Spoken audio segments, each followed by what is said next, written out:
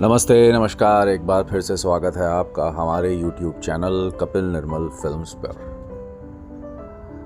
सुबह के 3:30 बजे हैं और इस वक्त हम निकल चुके हैं नासिक के लिए। हालांकि हमारी यात्रा का जो एक्चुअल प्लान था वो था संभाजी नगर पहुंचना और वहां पे ज्योतिर्लिंग के दर्शन करना, पर किन्हीं कारणवश वो प्लान सक्सेसफुल नहीं हो पाया और हमने अपनी यात्रा को नासिक तक सीमित कर दिया। इस समय हम हैं समृद्धि महामार्ग पर, जो कि नया नवेला बनकर तैयार हो चुका है और इसके बारे में हम इस सीरीज़ कहें या इस जर्नी के दूसरे एपिसोड में बात करेंगे। हालांकि ये बता सकते हैं कि इस महामार्ग ने जो दूरी है मुंबई से नासिक की, मुंबई से नागपुर तक की, बहुत कम कर दी है। रास्ते में बारिश देखने को मिली क्योंकि मॉनसून की शुरुआत हो चुकी है और बहुत ही अच्छा लग रहा था। रोड क्वालिटी बेहतर है और बढ़िया हो सकती है।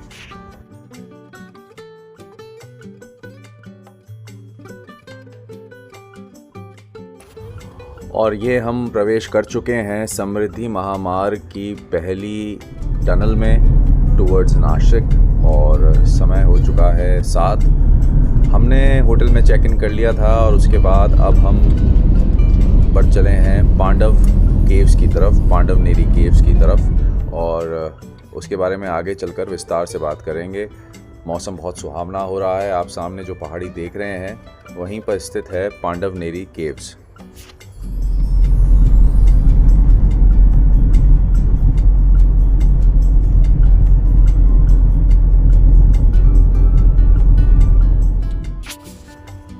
और यहाँ से प्रारंभ होता है पांडवनेरी केव्स के क्षेत्र का। तो स्वागत है आपका। आइए आगे बढ़ते हैं और देखते हैं कि हमें अब यहाँ पर क्या क्या देखने को मिलने वाला है।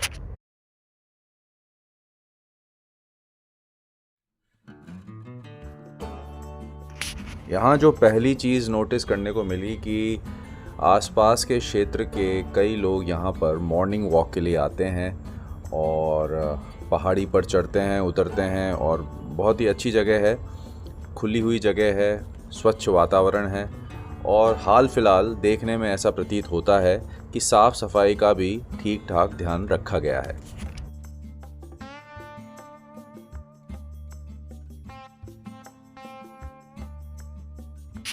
आज शनिवार का दिन है और भीड़ थोड़ी सी ज़्यादा देखने को हमें मिल रही है और साथ ही साथ यहाँ से ही आरंभ होता है सीढ़ियों का।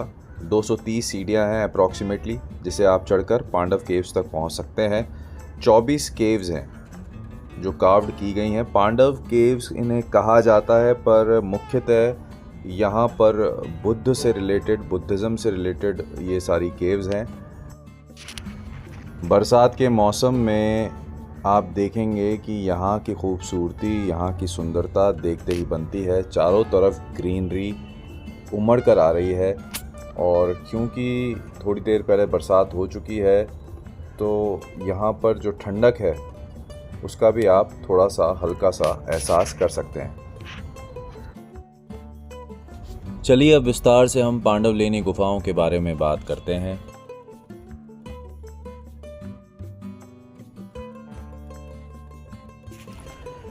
ये हम गुफाओं के मुख्य द्वार पर आ पहुँचे हैं और यहाँ पे हम, क्योंकि भारतीय हैं, 25 रुपये का टिकट लगेगा, जो कि मुझे ऐसा लगता है आवश्यक भी है, क्योंकि जो व्यक्ति यहाँ पर बैठा है उसकी सैलरी और यहाँ की साफ़ सफाई और थोड़ा सा डिसिप्लिन मेंटेन करने के लिए यदि आपको टिकट लगाना पड़े तो ज़रूर लगाना चाहिए और ये एक अच्छी बात है। नासिक में स्थित ये पांडवनेरी गुफाएं प्राचीन पवित्र बौद्ध गुफाओं का एक समूह है, जिनका निर्माण ऐसा बताया जाता है 250 ईसा पूर्व से 600 ईसा पूर्व के बीच किया गया था।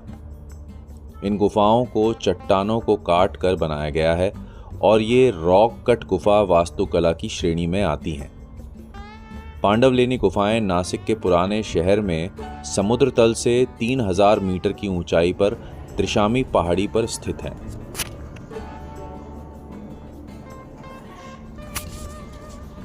ऐसा भी पढ़ने को मिला कि इन गुफाओं को पुंडरू कहा जाता था जिसका पाली भाषा में अर्थ है पीला गेरू। ऐसा इसलिए क्योंकि ये गुफाएं बौद्ध भिक्षुओं का निवास स्थान थीं जो चिवर या पीले वस्त्र पहनते थे। बाद में पूंडरू शब्द बदलकर पांडु गुफाएं हो गया। दशकों बाद लोग इन्हें पांडव गुफाएं कहने लगे। ऐसा कहा जाता है कि एक मिथ्या नाम है ये, जो भारत की हर गुफा के लिए इस्तेमाल किया जाता है।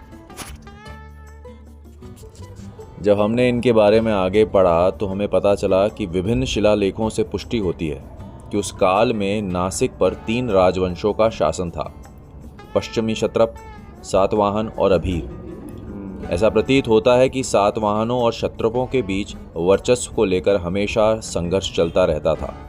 हालांकि तीनों राजाओं ने बौद्ध धर्म का पूर्ण समर्थन किया। शिलालेखों से ये भी पुष्टि होती है कि राजाओं के अलावा स्थानीय व्यापारियों और जमींदारों ने भी इन गुफाओं के विकास के लिए भारी मात्रा में सहयोग दिया और दान दिए। त्रिशामी पहाड़ी के उत्तरी मुख पर 24 गुफाओं के समूह को एक लंबी पंक्ति में काटा गया था। इस समूह की मुख्य विशेषता न केवल इसकी दीवारों पर सातवाहन और क्षत्रपों के शासनकाल से संबंधित कई ऐतिहासिक महत्व के शिलालेखों का होना है, बल्कि यह 2वीं शताब्दी ईस्वी की शैलकृत वास्तुकला के एक शानदार चरण का प्रतिनिधित्व भी करता है। कुल मिलाकर 24 उत्खनन स्थल हैं, हालांकि इनमें से कई छोटे और कम महत्वपूर्ण हैं। पूर्वी छोर से शुरू करके इन्हें सुविधाजनक रूप से पश्चिम की ओर क्रमांकित किया जा सकता है। ये लगभग पूरी तरह से प्राचीन काल के हैं और हीनयान संप्रदाय द्वारा उत्खनित किए गए थे। अत्यधिक अलंकृत बाहरी भाग के विपरीत गुफाओं का आंतरिक भाग अधिकांशतः सादा है। यदि सादा शब्दों में कहा जाए तो इन गुफाओं में आकर आपको ऐसा प्रतीत होगा कि आप सैकड़ों साल पीछे आ गए हैं। पर जैसा कि मैंने हमेशा ये कहा है कि यदि आपको पुरातत्व से लगाव है, पुरातत्व के बारे में आपके पास ज्ञान है तो ठीक है। Otherwise always ask someone to accompany you, जो कि एक गाइड हों जो आपको हर गुफा के बारे में विस्तृत जानकारी दे सकें। क्योंकि यदि आप सिर्फ इन गुफाओं को देखेंगे और इनके बारे में जानकारी प्राप्त नहीं कर पाएंगे तो आनंद उतना नहीं आएगा। मैंने ये अनुभव हमेशा किया है। हम सुबह 7 बजे पहुँचे थे। हमने कोशिश की कि हमें कोई अच्छा गाइड मिल जाए, पर मैं कहूँगा कि we were not that lucky और हमें बिना गाइड के ही ऊपर जाना पड़ा। गुफाएं देखी, उनको छुआ, महसूस किया, कोशिश की उस काल के बारे में थोड़ी सी जानकारी प्राप्त करने की, पर अंततोगत्वा वही है, जब तक ज्ञान नहीं तब तक आनंद नहीं।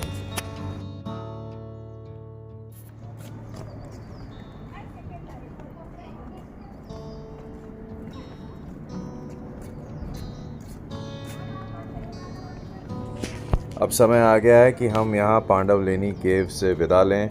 आपसे बस यही आग्रह करेंगे कि जब भी आप नासिक आएँ, यहाँ अवश्य आएँ, क्योंकि यहाँ पर आकर आपको एक अलग प्रकार की खुशी महसूस होगी, एक अलग ही प्रकार का आनंद प्राप्त होगा।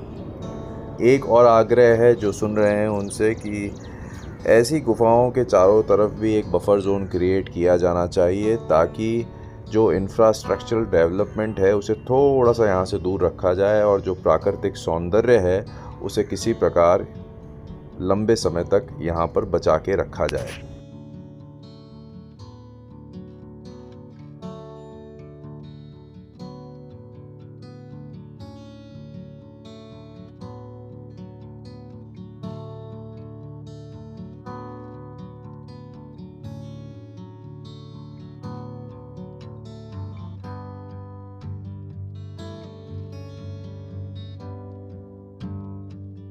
अब पहाड़ से उतरकर अब ज़मीन पे आ गए हैं और ये पार्किंग स्थल है।